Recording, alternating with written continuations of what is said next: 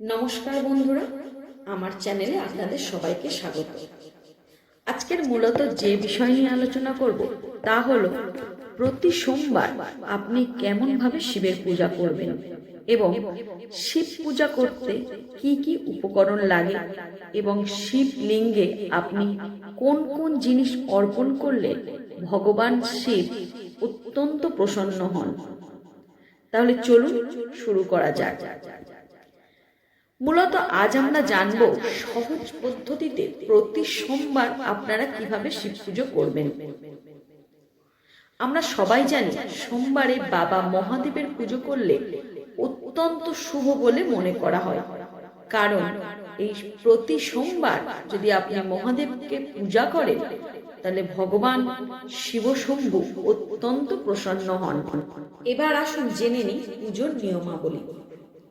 প্রথমত সকাল সকাল স্নান সেরে পুজোয় বসতে হবে। সাদা পোশাক পরে অবশ্যই শিব পুজো করা উচিত, কারণ ভগবান শিবশম্ভুর অত্যন্ত পছন্দের রং হলো সাদা। বাড়িতে যদি মহাদেবের মূর্তি না থাকে তাহলে অসুবিধা নেই, পুজোর নিয়ম পালনের জন্য মহাদেবের ছবি নিয়েও উপচার পালন করতে পারেন। তবুও শিবলিঙ্গ থাকা অবশ্যই কর্তব্য। এবং পুজোর সময় একটি বিষয় অবশ্যই খেয়াল রাখতে হবে, যে ঘরে পূজা করছেন বা ঠাকুর ঘরের মুখ যেন সব সময় উত্তর পূর্ব দিক হয়, অর্থাৎ ঈশান কোণের দিক। আমরা সবাই জানি যে ভগবান শিবশম্ভুর আরেকটা নাম হলো ঈশান, তাই তিনি ঈশান কোণেই বিরাজ করেন। পুজোর জন্য শিব ঠাকুরের মূর্তি এবং ছবিটিকে সবসময় উত্তর মুখ দিক করে বসাবেন এবং এই অবস্থায় তার সামনে পূজা করবেন। এবার আসি আপনারা প্রতিদিন শিব পুজোতে কোন ফুল নিবেদন করবেন এবং তার পুষ্পাঞ্জলির মন্ত্রটা কি। আমরা সবাই জানি শিব ঠাকুর হচ্ছেন বৈষ্ণব প্রধান, তাই শিব পুজোয় শ্বেত চন্দন ব্যবহার করা হয়। শ্বেত চন্দন সহযোগে ফুল এবং বেলপাতা নিয়ে বাবা মহাদেবকে 3 বার পুষ্পাঞ্জলি দিতে পারেন। আমরা সবাই জানি সেই ফুলের মধ্যে যেমন ধুত্রা, আকন্দ, নীলকণ্ঠ প্রভৃতি ফুল আছে। তাহলে এবার জেনে নিই শিবের পুষ্পাঞ্জলি মন্ত্রটি কি। মন্ত্রটি হলো ওম নমঃ শিবায় এষো সচন্দন পুষ্প বিল্ল পত্রাঞ্জলি নমঃ ওম নমঃ শিবায়। ইদং সচন্দন পুষ্পং শিবায় নমঃ। এই মন্ত্র পাঠ করে শিব ঠাকুরকে শ্বেতচন্দন সহযোগে ফুল নিবেদন করতে হবে এবং শিব ঠাকুরকে ধুত্রা, আকন্দ, নীলকণ্ঠ, কলকে এই ফুলগুলো দিতে পারেন। এছাড়াও সাদা ফুল এবং হলুদ ফুলও নিবেদন করা যায়। তাছাড়া আপনি শ্বেতপদ্ম এবং গোলাপ দিয়েও বাবা মহাদেবকে নিবেদন করতে পারেন। এবার বলি শিব পুজোয় আপনি ভগবান শিবকে কি ভোগ নিবেদন করবেন। প্রথমত বাবা মহাদেবকে বাতাসা এবং সাদা মিষ্টির ভোগ ফুল এবং বেলপাতা সহযোগে নিবেদন করা যেতে পারে। বিশেষ বিশেষ পুজোর ক্ষেত্রে যেমন শ্রাবণ মাসের সোমবার, শিবরাত্রিতে বেল সহ 5 রকমের গোটা ফল, ফুল এবং বেলপাতা সহযোগে নিবেদন করবেন। দৈনন্দিন পুজোয় এত কিছুর প্রয়োজন না হলেও সাদা বাতাসাও দিতে পারেন। শিব পুজোতে গোটা ফলের নৈবেদ্য নিবেদন করা হয়, তাই আপনারা চাইলে 3 রকম, 5 রকম বা 7 রকমের গোটা ফলও দিতে পারেন।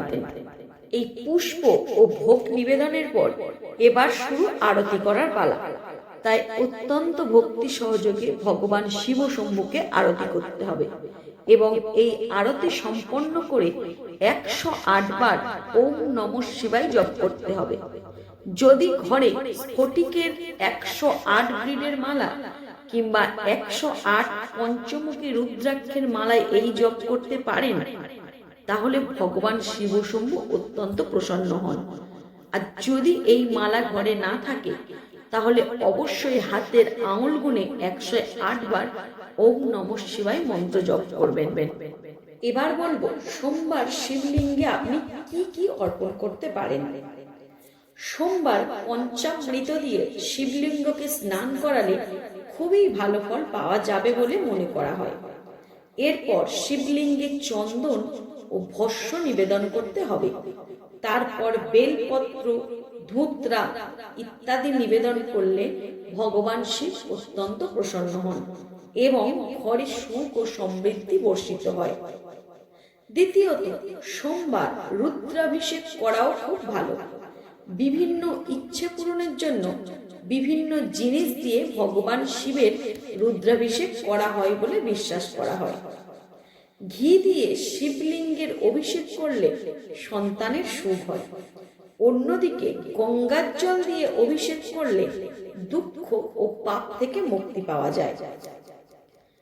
তৃতীয়ত, সোমবার আখের রস দিয়ে শিবলিঙ্গে অভিষেক করা খুবই শুভ, কারণ ভোলানাথ এতে সহজেই খুশি হন বলে অনেকে বিশ্বাস করেন এবং তিনি তার ভক্তের সমস্ত মনের ইচ্ছা পূর্ণ করেন। আবার সোমবার শিব মন্দিরে প্রদীপ দান করলেও ভোলানাথ ভক্তদের উপর আশীর্বাদ অবর্ষণ করেন। বিশ্বাস করা হয় এদিন কাঁচা চালের সঙ্গে কালো তিল মিশিয়ে দান করলে যাদের পিতৃদোষ রয়েছে তাদের সেই পিতৃদোষ দূর হয়ে যায়। আবার শিবলিঙ্গে নিবেদন করার সময় ওম নমঃ শিবায় মন্ত্রটি অবশ্যই 108 বার জপ করবেন। সোমবার শিব মন্দিরে রুদ্রাক্ষ নিবেদন করলে দাম্পত্য জীবন ভীষণ সুখের হয়। তবে শিব পুজোর সময় কিছু জিনিস মনে রাখতে হয়। সেগুলি হলো, 1 গ্লাস জল খেয়েও ভগবান শিব খুশি হন।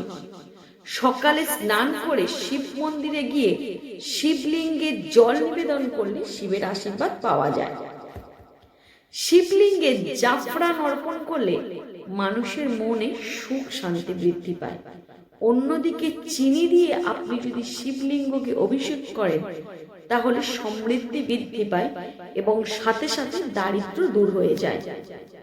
ভোলানাথ আবার খুব সুগন্ধি পছন্দ করেন বলে সবাই মনে করে, তাই ভগবানের শিবলিঙ্গে সুগন্ধি লাগালে মনের চিন্তা শুদ্ধ এবং শান্তি বিরাজ পায়। শিবলিঙ্গে দুধ অর্পণ করলে মানুষের স্বাস্থ্য ভালো থাকে এবং মনের সমস্ত ইচ্ছা পূরণ হয়। এবার আসি শিব পুজোয় আপনি কি কি ব্যবহার করবেন। শিবলিঙ্গে জল, দুধ, মধু, কর্পূর, বেলপাতা, ফল, ফুল, ধূপ এবং অন্যান্য পবিত্র সামগ্রী অর্পণ করতে পারেন এবং অবশ্যই ওম নমঃ শিবায় মন্ত্রটি পাঠ করবেন। এবং পুজোয় কি কি ব্যবহার করবেন না, যা ব্যবহার করলে ভগবানের শিবের ক্রোধাগ্নির সম্মুখীন হতে হবে। যে জিনিসগুলো শিবের পুজোয় একদমই ব্যবহার করা উচিত নয় সেগুলো হলো কুমকুম বা সিঁদুর। সিঁদুর শিবের পুজোয় একদমই ব্যবহার করবেন না। তার সাথে নারকেল জল, তুলসী পাতা, হ্যাঁ একমাত্র শ্রাবণ মাসে আপনি তুলসী পাতা দিতে পারেন। তাছাড়া কেতকী ফুল, কাঠ চাপা ফুল ইত্যাদি আপনারা শিব পুজোতে কোনো মতেই ব্যবহার করবেন না। তো বন্ধুরা, আপনারা জানতে পারলেন যে প্রতি সোমবার আপনি কোন কোন নিয়মে শিব পুজো করবেন।